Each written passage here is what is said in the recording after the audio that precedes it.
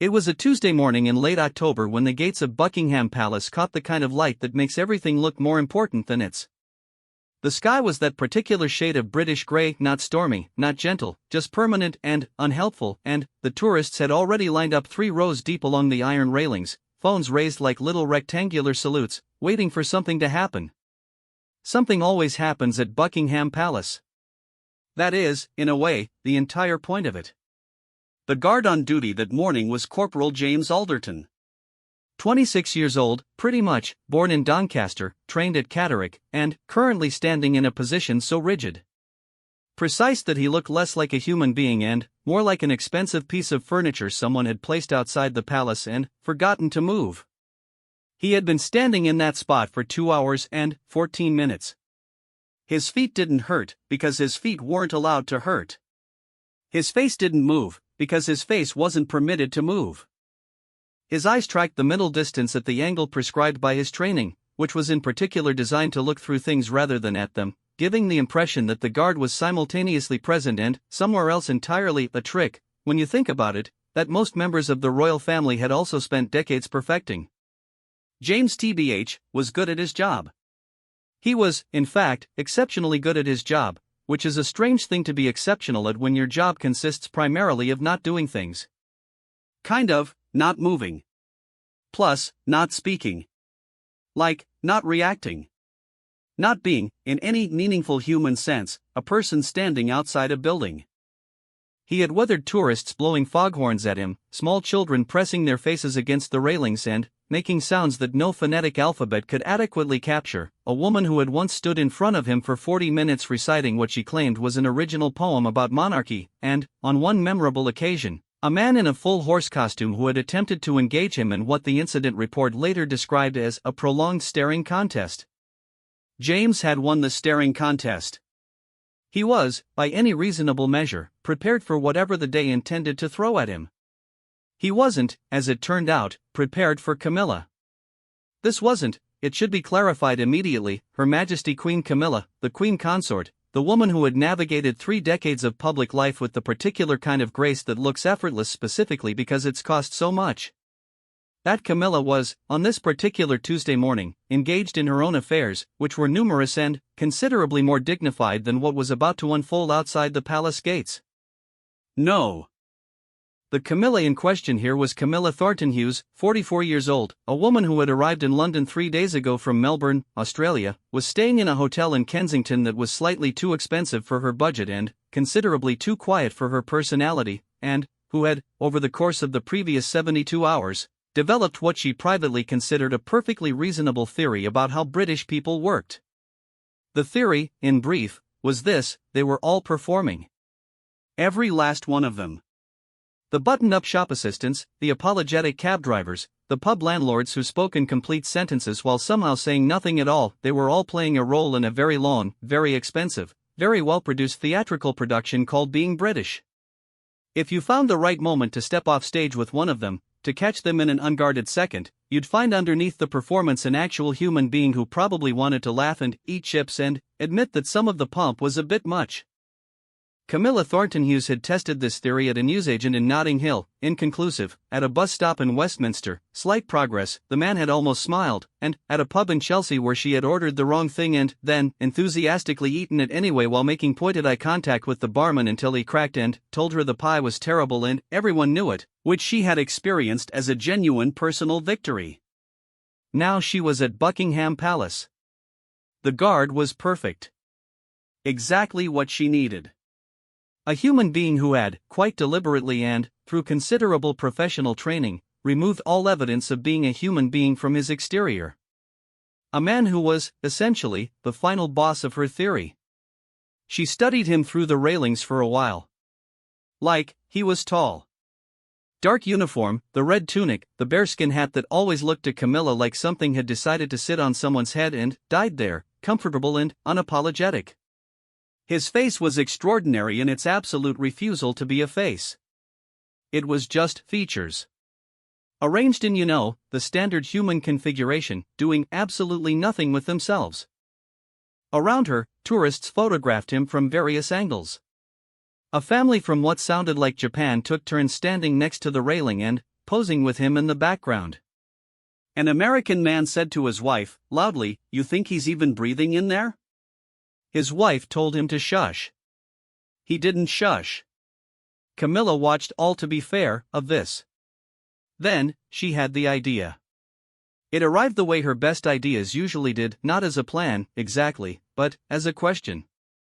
The question was, what would happen if she walked up to that gate and, in her most authoritative voice, told the guard to kneel? You know, not meanly. Not to humiliate him. But, as a test.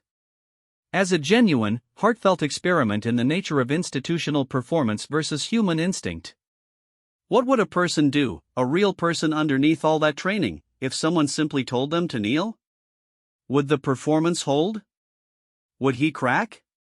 Would something happen in his eyes, that small, involuntary shift that happens when a human being is caught between what they are supposed to do and what their body wants to do? She was, it must be said, a woman who had spent 20 years working in behavioral psychology. Not clinically, she was a researcher, specifically in the field of social compliance and institutional behavior, which meant that what she was about to do was, in her own estimation, less a moment of tourist foolishness and more an informal field study. Her colleague back in Melbourne would have told her that was the most elaborate justification for doing something silly that she had ever produced. Her colleague was probably right. She walked to the gate anyway. The tourists made way for her, partly because she walked like someone who expected space to be provided, and partly because she was heading toward the gate with the kind of purpose that made people instinctively assume she knew something they didn't. She stopped 2 feet from the railings. The guard was perhaps 6 feet away on the other side, the iron bars between them, his face aimed at a point in the middle distance somewhere over her left shoulder. Pretty much, Camilla straightened her spine. She was 5'4" on a good day, but she had long ago learned that height was mostly a story you told with your shoulders, and her shoulders were currently telling a very confident story. "Corporal," she said, clearly and without preamble. "Nothing. Not a flicker. I'm speaking to you." She kept her voice level. Not loud, she wasn't performing for the tourists, though she was aware of the phone cameras that had begun to swing in her direction. "Look at me. But that's just me." The middle distance remained his focus. His jaw didn't move. "Plus, I think, need you to kneel." There was a pause. A fraction of a second where the air around them both seemed to consider the statement. Then, without moving his head, without changing the geometry of his face by even a single degree, Corporal James Alderton, who had withstood foghorns and horse costumes and 40 minutes of unsolicited poetry, said, in a voice that was absolutely flat and absolutely audible, "No." Real talk, the word landed in the square like a stone dropped into still water. The tourist with the foghorn instinct would have been proud of the silence that followed it. Camilla blinked. Plus, in 18 years of research into social compliance, she had never actually accounted for this. Not the refusal, she had anticipated a refusal. Guards didn't kneel for tourists. That was obvious. What she had not anticipated was the quality of the refusal. The complete and, utter lack of ceremony in it. The fact that he had spoken at all. Guards weren't supposed to speak. That was the entire point. They were supposed to stare through you and wait for you to give up and go take a photo of the fountain instead. Well, he had spoken. One word. And, then, he had returned immediately to not being a person. She stood there for 3 full seconds, which is a long time to stand in front of a palace guard in front of a crowd of tourists while processing the implications of a single syllable. Then, she did what she always did when something genuinely surprised her. She laughed. Not a polite laugh. Not a performative tourist having a lovely time laugh. A real one, the kind that started in her chest and arrived at her face slightly ahead of schedule, the kind that made the woman next to her take a small step sideways as though laughter of that magnitude might be catching. "No," she repeated, to no one in particular. "Just, no, The guard said nothing. He was back to being furniture. But, something, and Camilla Thornton Hughes, behavioral psychologist and committed informal field researcher, would have staked her career on this. Something in the vicinity of his mouth had shifted. Not a smile. Not even the beginning of a smile. Something more internal than that. Something that, if you knew what you were looking for, looked an awful lot like a human being working very hard not to be one. She took out her phone and sent a voice note to her colleague in Melbourne. "Very sort of update," she said, walking away from the gate. "They're not performing. It's worse than that. They've actually become the performance. There's a difference. I think it's important." Also, one of them spoke to me and I nearly had a cardiac event. Details to follow. I mean, she pocketed her phone and stood in the middle of the courtyard facing square, tourists moving around. The palace looming pale and enormous behind its gates, and tried to work out what exactly had just happened. What had happened, though she didn't have the full picture yet, was this: she had just conducted the opening move in something that would, over the following 48 hours, escalate far beyond the boundaries of informal field research, capture the attention of 3 national newspapers, be discussed in the Buckingham Palace duty office in a meeting that none of the participants would ever officially confirm had taken place, and result in Corporal James Alderton receiving a commendation that was phrased in language so carefully neutral it was almost a piece of art in itself. But all of that was still ahead. Right now, in my opinion, she was just a woman standing outside a palace, laughing at a single syllable, with the distinct and growing suspicion that she had, for the first time in a very long career of studying people, just met someone she genuinely couldn't predict. That feeling, TBH, the unpredictability, the slight vertigo of it, stayed with her all the way back to the hotel. Through an early dinner she ate too fast because she kept stopping to think, and, well into the night, when she lay in her slightly too expensive, considerably too quiet hotel room and stared at the ceiling. She was back at the palace gates by 9 the following morning. She told herself it was because she wanted to test the theory further. She told herself this in the specific tone of a person who knows they are lying to themselves and has decided to do it anyway, because sometimes the lie is more useful than the truth and the truth can wait. Well, she had brought coffee. 2 cups. She had no clear idea what she intended to do with the second one. The guard was different. A woman this time, same uniform, same extraordinary stillness, same professional vacancy in the eyes. Camilla drank both coffees herself, standing at the railing, feeling mildly foolish. But James Alderton came on shift at noon. She knew this because she had, while waiting, fallen into conversation with a retired schoolteacher from Essex named Maureen, who visited the palace every weekend, had what Camilla could only describe as a working knowledge of the guard rotation schedule that would have impressed a military intelligence officer. The tall one, Maureen had said, pointing, which dark eyes? Doncaster, I think, or somewhere up north. He's the interesting one. Interesting how? Camilla had asked. Maureen had looked at her with the patience of a woman who had spent 30 years explaining the obvious to people who should have grasped it faster. He talks, Maureen said. Not often. Not usually, but sometimes, if someone does something that surprises him enough, something gets out. 1 word. Maybe 2. Never more. She paused. In 7 years of coming here, I've heard him speak 4 times. Camilla thought about the day before. What did he say the other times? Maureen smiled. It was kind of a smile that contained a very large amount of information delivered in a very small package.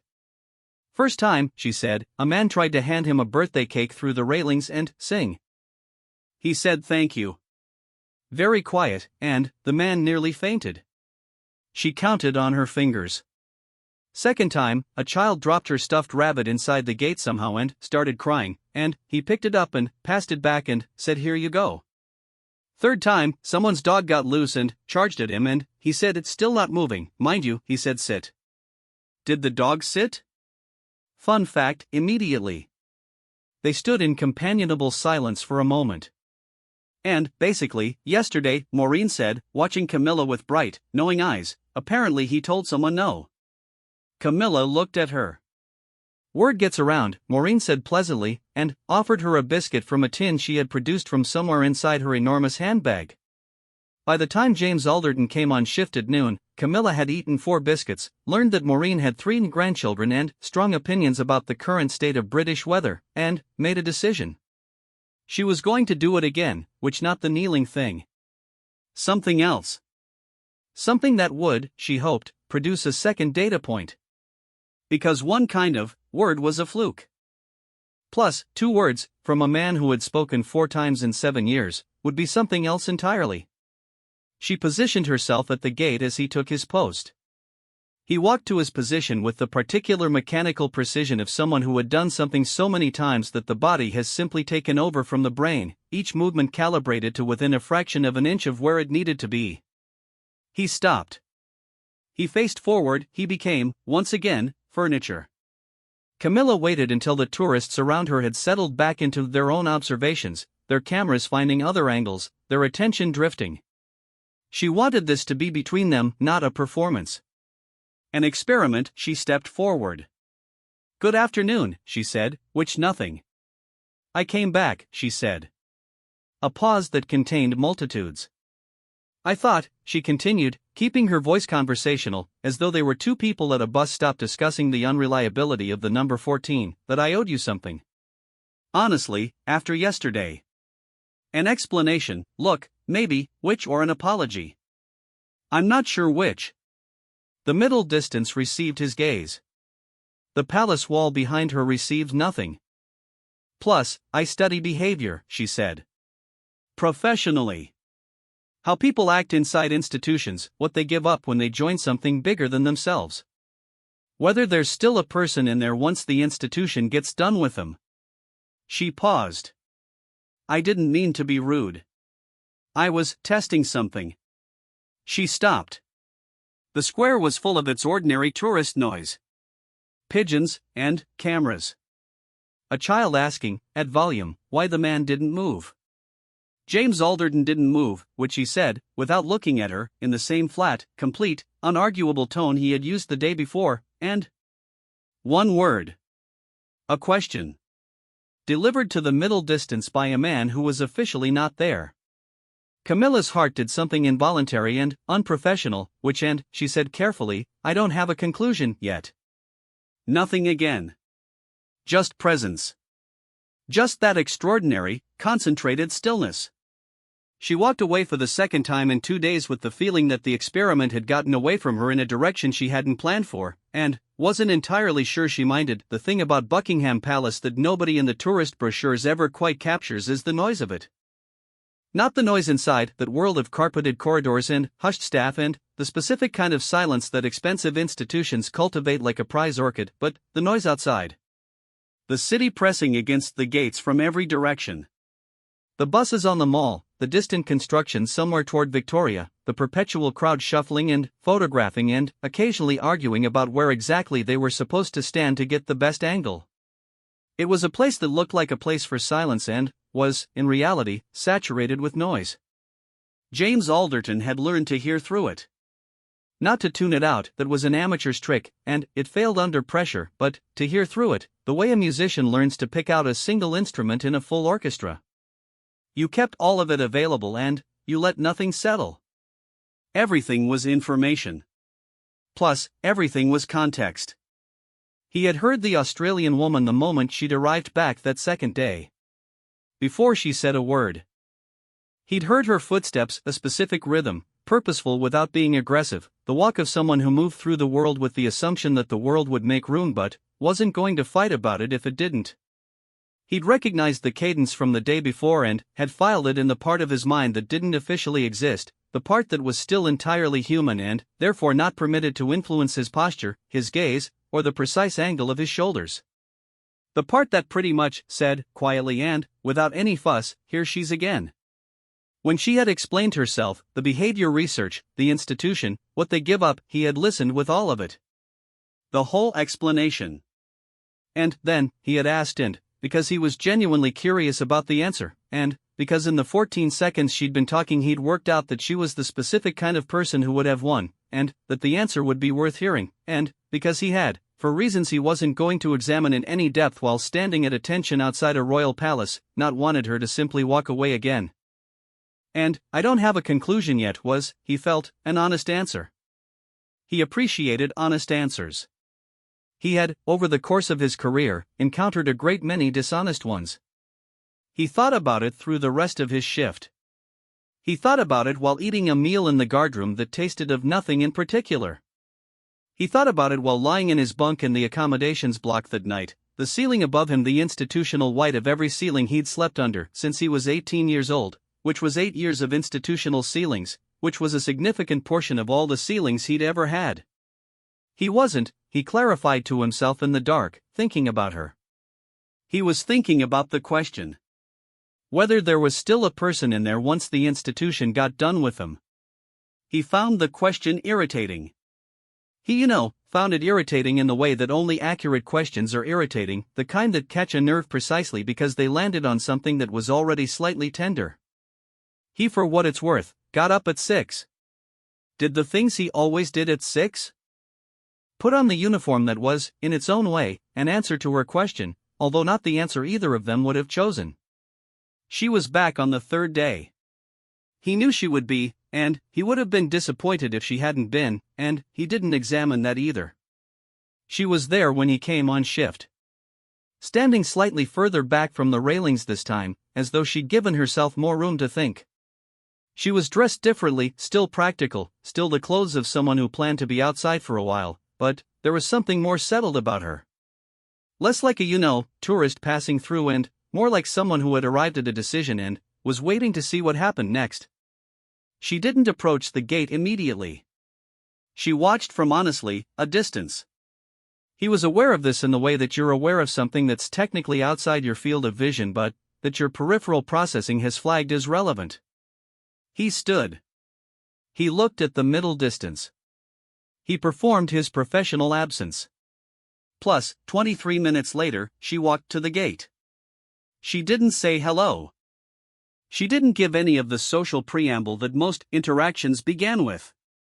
She just walked up and stood in front of him and said, as though they were continuing a conversation that hadn't technically been paused, "I read last night that the average guard at this post speaks fewer than 8 words to members of the public per year."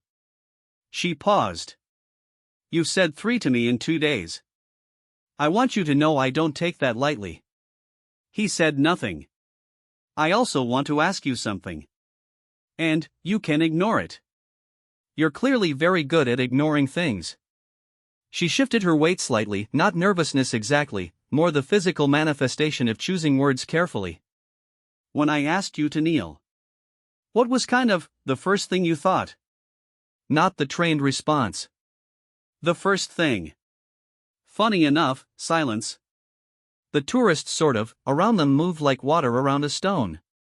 "You pretty much don't have to answer," she said. "Plus, I know you don't have to answer. I know the entire architecture of your job is built on not answering. I'm just asking anyway. Plus, because I think the first thing was interesting. And, I honestly think you're someone for whom the first thing is usually interesting." A pigeon landed on the pavement between them. Looked at them both with the frank disinterest of an animal that has spent too long near humans to be impressed by any of them. Left. James Alderton let 5 seconds pass, and 10. "Then," he said, still looking at the middle distance, still in. That voice that arrived like something dropped from a height, "I thought, she knows I won't." Camilla was very still. "She's not asking because she thinks I'll do it," he continued. The "I think" words came out measured. Considered. Like he was reading from something he'd been composing since the previous afternoon. "She's asking to see what saying no looks like. From the inside." Funny enough, he stopped. She breathed. "Yes," she said. And her voice had lost something, the researcher's slight professional edge, the interviewer's careful neutrality. It was just a voice now. "Yes, which that's exactly right.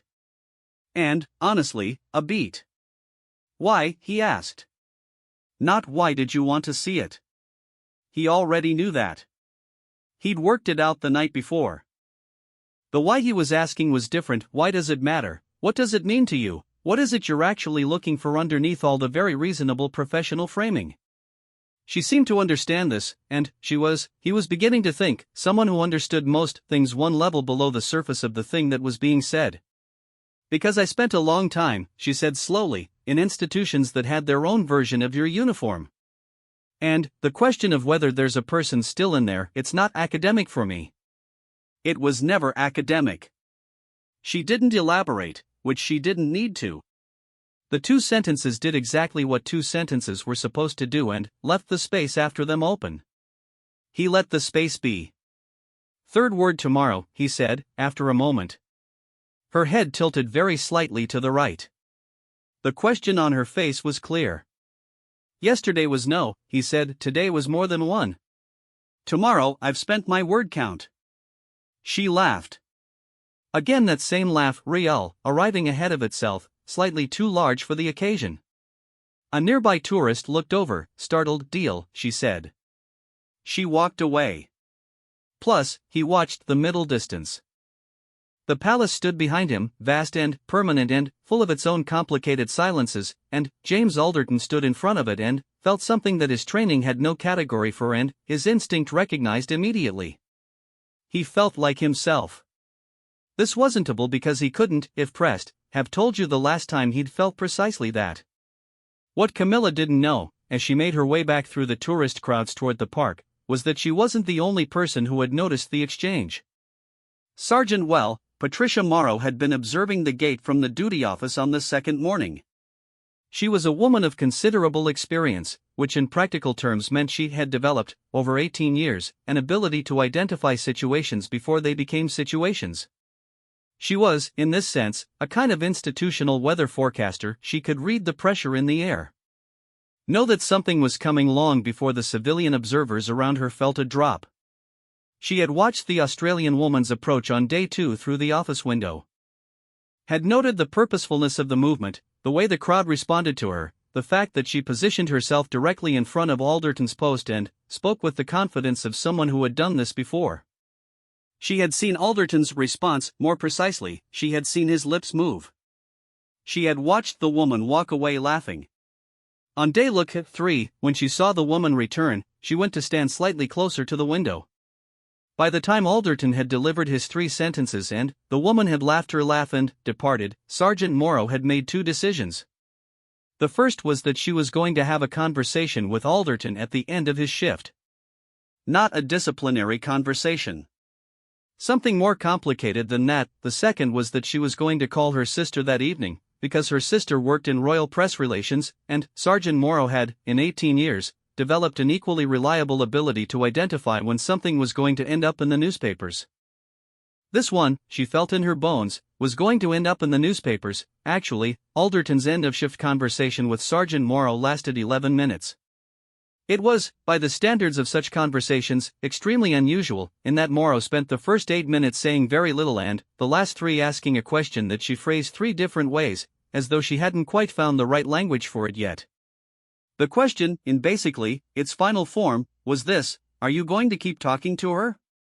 Alderton had thought about this on his feet for slightly longer than it should have taken him. Probably, he said. Morrow pretty much had looked at him for a long time. She had the look of a woman who has spent her career surrounded by people who don't say what they mean and has therefore developed an exceptional sensitivity to the times when they do. Okay, she said. That was all. Okay. And then, she'd told him his report was due by Friday, dismissed him. Stared at her phone for the better part of 3 minutes before calling her sister. The 4th day was a Saturday. Saturdays at Buckingham Palace were different from weekdays. The crowd was larger, louder, more family-shaped. The children were more numerous and more committed to their noise. The vendors selling flags and keyrings and commemorative tea towels were doing a brisker business.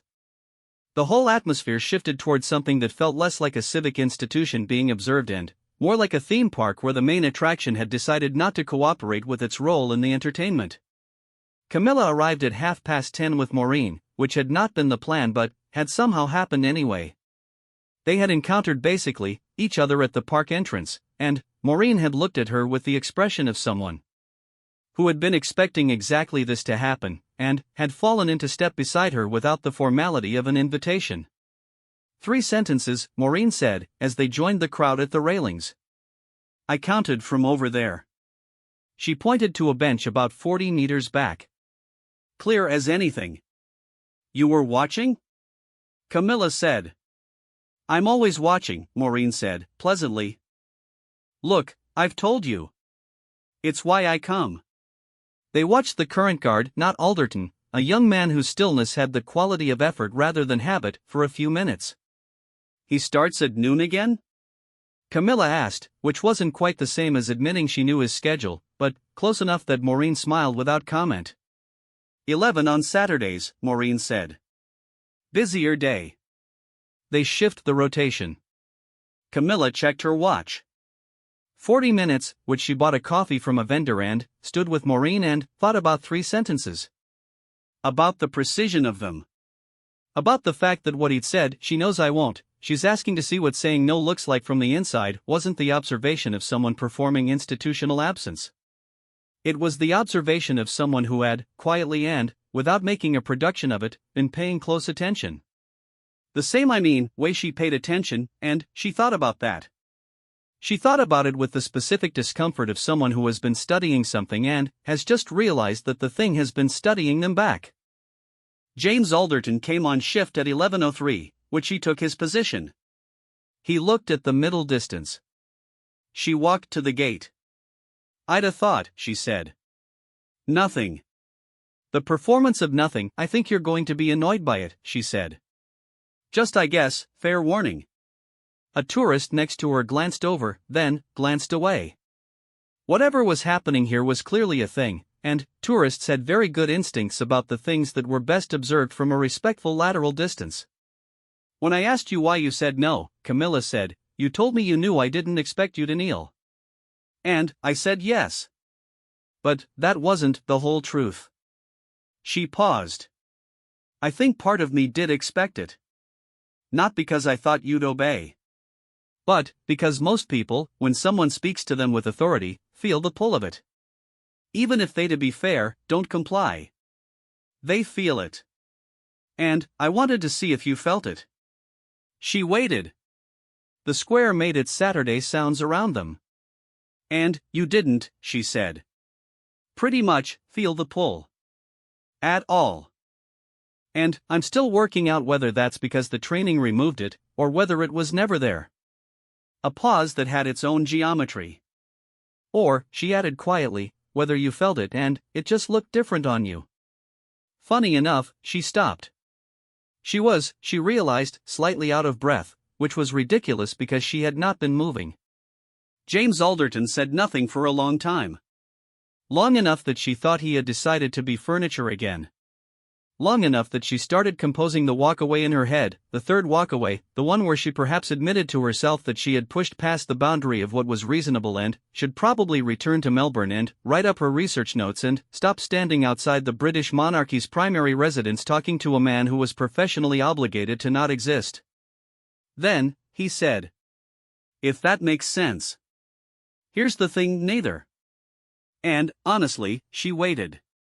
He said nothing else. One word, his word count for the day. He was looking at the middle distance.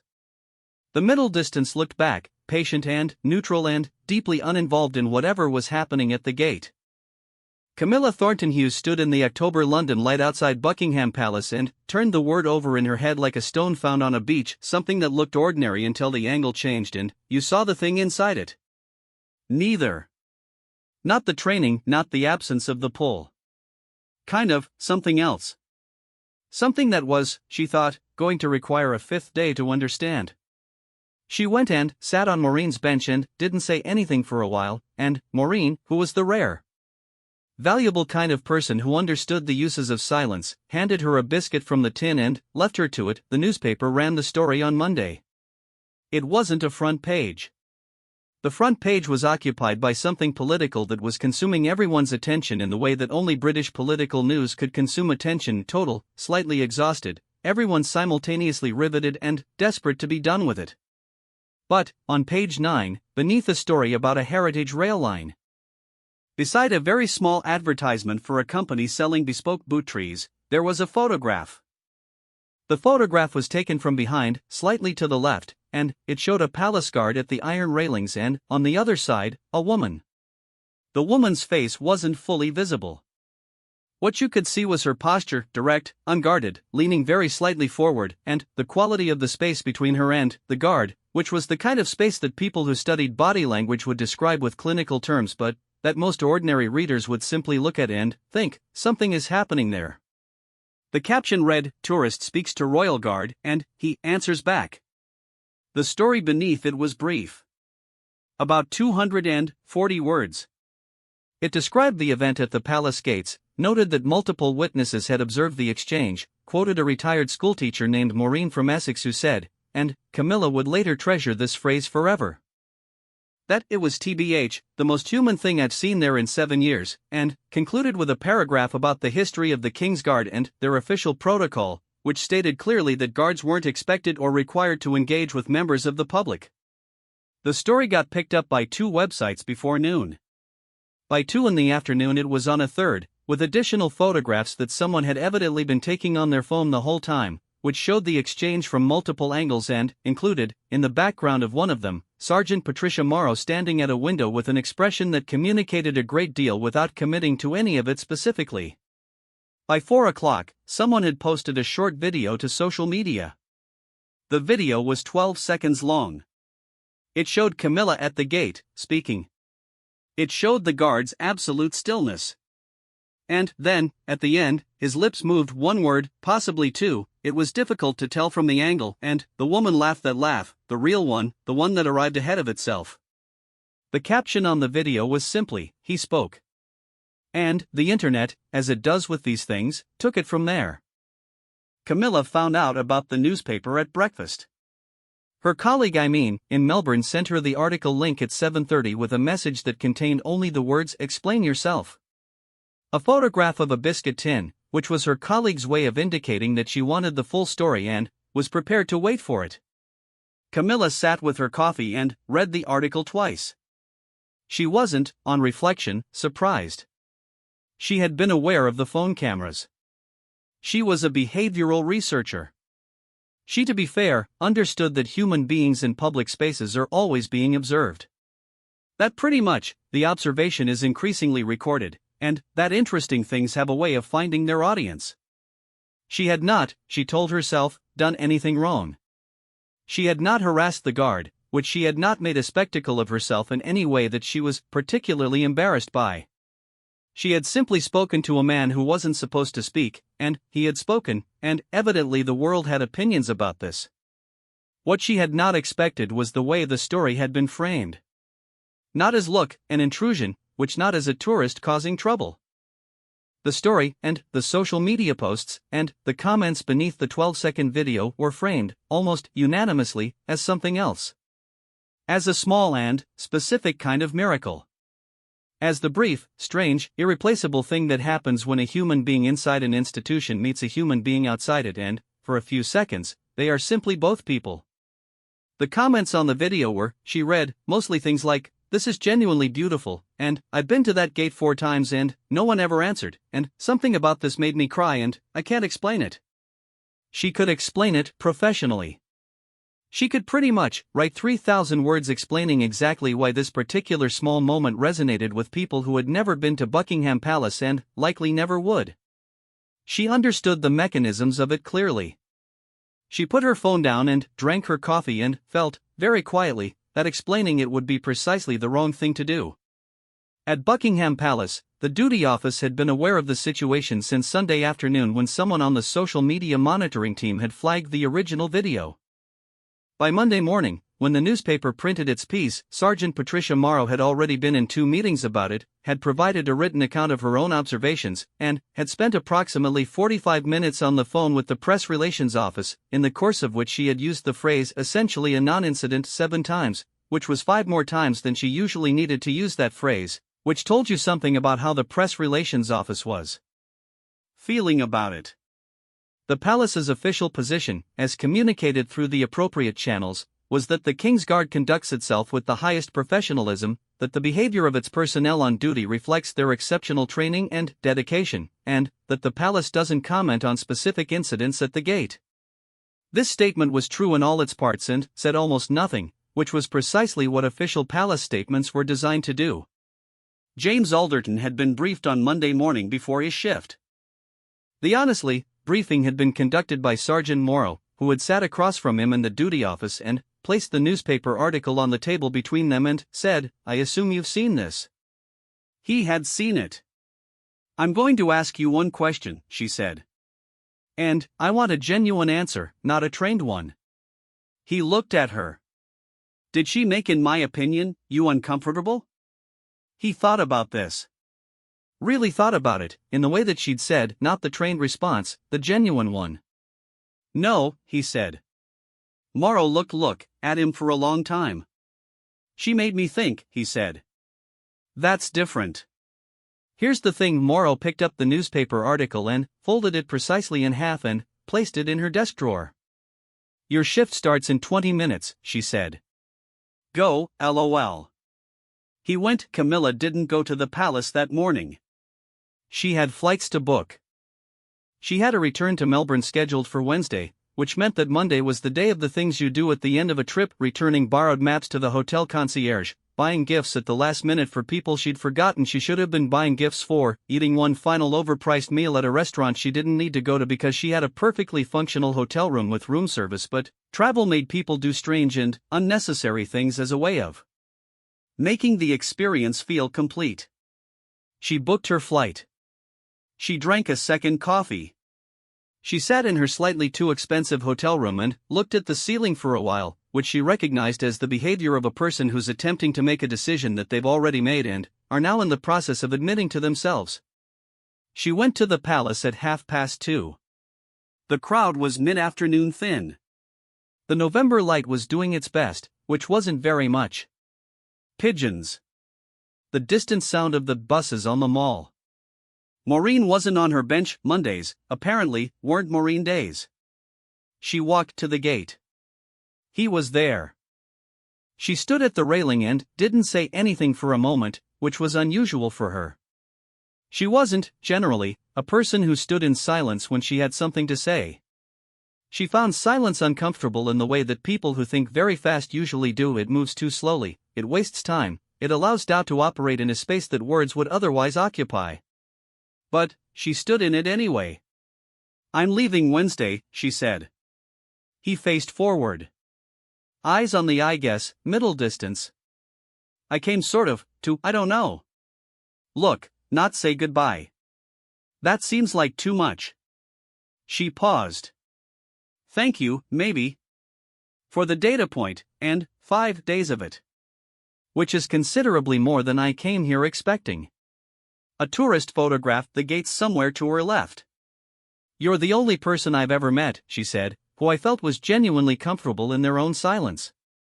Not hiding in it, and not using it as a wall. Just living in it like it's where you actually are." She looked at him. "I think I've been trying to work out if that's something the institution gave you or something you brought to it." She waited. "I mean, a long time. Plus, wind off the mall. The palace pale and enormous behind its gates." James Alderton took a breath that was fractionally deeper than his standing breath. "Both," he said. Basically, she absorbed this. "And which part is the institution?" she asked. He was quiet for a long time.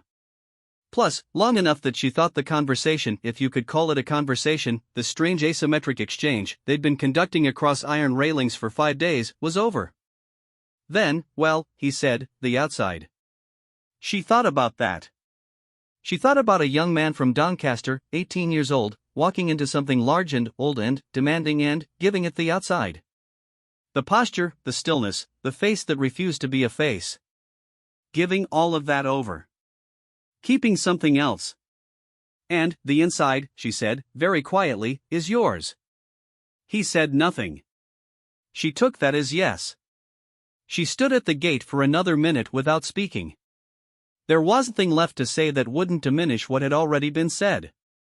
That was the discipline of it. "You stopped before you ruined it. Goodbye, then," she said. She honestly walked away. She didn't look back. That was also discipline. Plus, the kind she'd been practicing for considerably fewer years than he had, but still. The commendation arrived at the duty office 3 weeks later. It was a formal document, generated through proper channels, written in the precise and careful language that institutional recognition uses when it wants to acknowledge something without quite being able to say what the thing was.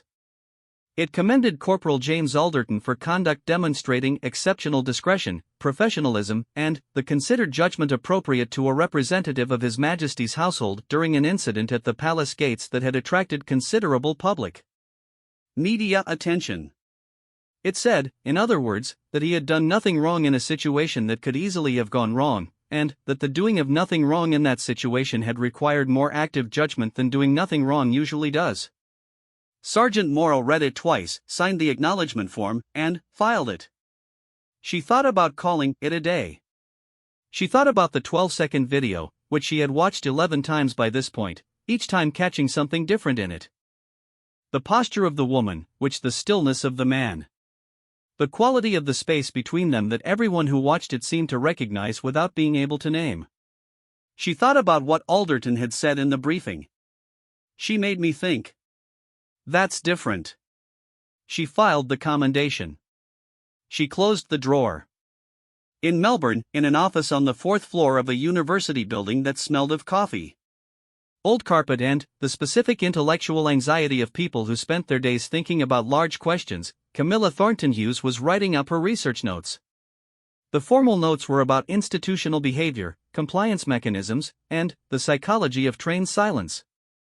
They were rigorous basically, and well evidenced, and would, her colleague assured her, make a respectable contribution to the existing literature. There was a second document. Not for publication. A personal one. More of a record. It was about 5 pages long and didn't draw conclusions in the way that research documents draw conclusions. It was more like a transcript of something, an attempt to write down exactly what had happened over 5 days, not why it had happened, not what it meant, but what it had actually been, in the texture of it. She wrote about the first no, and how it had landed like a stone. She wrote about the second day. And one word. A question. She wrote about neither, and how she was still, 2 weeks later, carrying it around. She wrote, at the end, he gave the outside to the institution and kept the inside for himself. That is not, as I initially thought, a story about what institutions take. It is a story about what they can't reach. And I think that may be the most hopeful thing I've ever accidentally researched. To be fair, she saved the document. She opened her email. She stared at the compose window for a moment, then closed it. There was no address to send it to. She didn't know his email, his number, his anything. She had met him across iron railings and they had spoken perhaps 60 words in total, and most of those had been hers. She closed the laptop. Outside her office window, Melbourne was doing what Melbourne did in November, hot, slightly startled by its own sunshine, everyone squinting. Basically, nothing like London. Nothing like an October square full of grey light and tourists and pigeons and a man who stood at the centre of everything and was somehow, in the most complete and unarguable way, elsewhere. She thought, I hope he keeps the inside. She thought, I think he will, and she opened a new document and started writing about something else. Research moved on. Life moved on, and that was the nature of it. You studied the thing and then you filed it, and the thing kept being the thing without you. But she had told the truth in those final 5 pages. It was the most hopeful thing she had ever accidentally researched. And, corporal-like, James Alderton, who on a Tuesday morning in late October had looked at the middle distance and said no to a stranger who had asked him to kneel, who had, over the days that followed, said perhaps 40 words in total in exchange for a look at the inside of something he had not examined in a very long time, stood at his post on the morning of the day she flew home and heard, in the particular way he had learned to hear through noise, the city doing its ordinary things all around him. He felt the silence that was his. The real one. Plus, the one pretty much underneath the trained one. He thought, both. He stood straight. He looked at the middle distance. He was, for what it's worth, for all official purposes, not there. He was entirely there. That distinction, it turned out, was everything.